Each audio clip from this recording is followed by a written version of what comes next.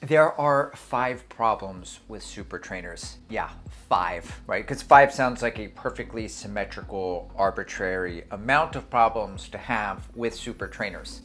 I've got 99 problems, and super trainers are about 5 of them. Okay, the first problem that I have with super trainers is that almost every shoe out there is now called a super trainer. And I wrote them down just so I wouldn't forget off the top of my head. The New Balance SC Trainer V1, V2, the Adidas Boston 12, the Asics Super Blast, the Adidas Prime X Strung, the Hoka Mach X, the Hoka Skyward X, the Saucony Skyward Pro, the Saucony Endorphin Speed, and the list goes on. What it feels like is that shoe companies are just taking a daily trainer, they're stuffing a plate in it, and then they're calling it a super trainer. Which leads me to the second problem I have with super trainers, and that's everything that we're calling a super trainer isn't actually very super. Super, think about it, okay? Superman, super. Okay, that, like the first time you ever tried on a super shoe, like the first time I tried on some Alpha Flies, shit, that is a super shoe. It felt so special, so lively underfoot.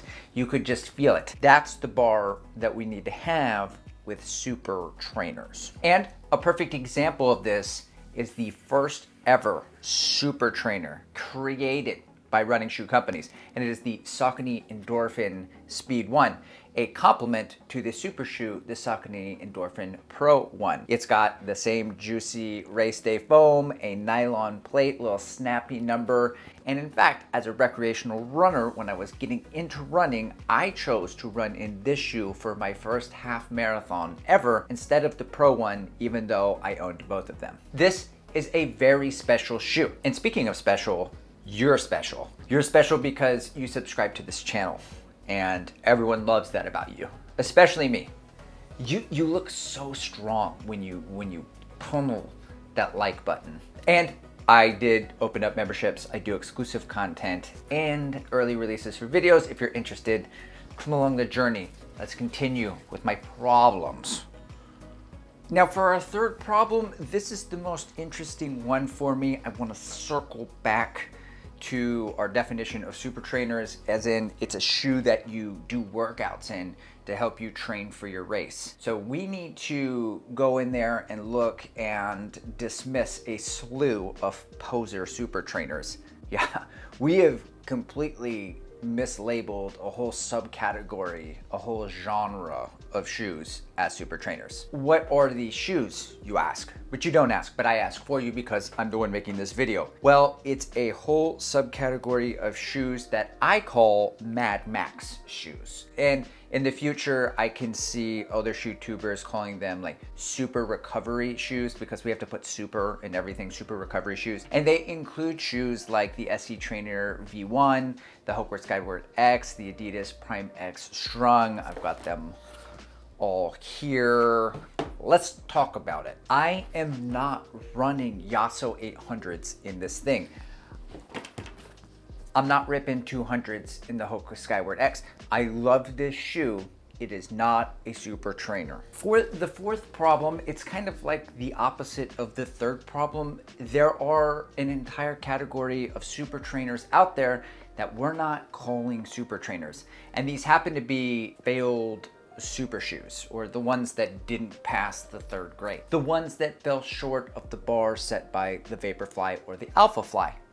A perfect example of this would be the shoe that's in my thumbnail. It's the Saucony Endorphin Pro 4. I love this shoe. I'm gonna train and do workouts in this shoe, hundreds of miles in this shoe. I am not going to race in this shoe. This is a super trainer. It is not a super shoe for race day. So other incognito super trainers, I wrote them down because I'm not gonna remember them, but the Hoka Cielo X, the New Balance SC Elite V4, the Puma Deviate Nitro Elite, the Asics Super Blast, the Endorphin Speed, and the Endorphin Pro 4. So the actual super shoes would be, I think, anything I left off of this list. In my opinion, Vaporfly, Alpha Fly, Metaspeed, Sky, and Edge, the Endorphin Elite, Adios Pro, Adizero Evo 1, Faster Nitro, Wave Rebellion Pro 2. Haven't run in it, but the Diodora Carbon and the Hoka Rocket X2. Controversial, I don't know. Maybe you tell me. Let me know in the comments below. For the fifth and final problem that I have with super trainers, it is the pricing. So you have your daily trainers at around that 130, 140. You've got your super shoes at 250, 275. So splitting the difference, you've got your super trainers coming in at around 160 to 180 roughly. But here's the problem. You can buy last year's race day shoes for about the same price, if not cheaper. So if you're gonna get a shoe that has a plate in it to train for your race, you might as well get last year's super shoes. Now, you may be thinking he sits down into a lot of these shots, and that's true. And you also may be thinking that, well, now that we're on 2.0s and 3.0s of super trainers, they may have been 160 or 180, but now maybe they're $90 or $100, and that's even cheaper than the super shoes from last year, so why don't I get those? And you can. It's just these shoes, back to problem number one, what they give trainer more than they give super. So that's my fake beef with super trainers, my impossible issue with them. Thanks for coming to my shoe talk. This is technically episode 2. If you want to see episode 1, check it out right here. We came along from last place, bottom to top at a fast pace. Out of this surf, I get touchdown. I take a loss, get it back 8. I'm in the gym putting numbers up. You're never there, you got bad traits. Never excuse.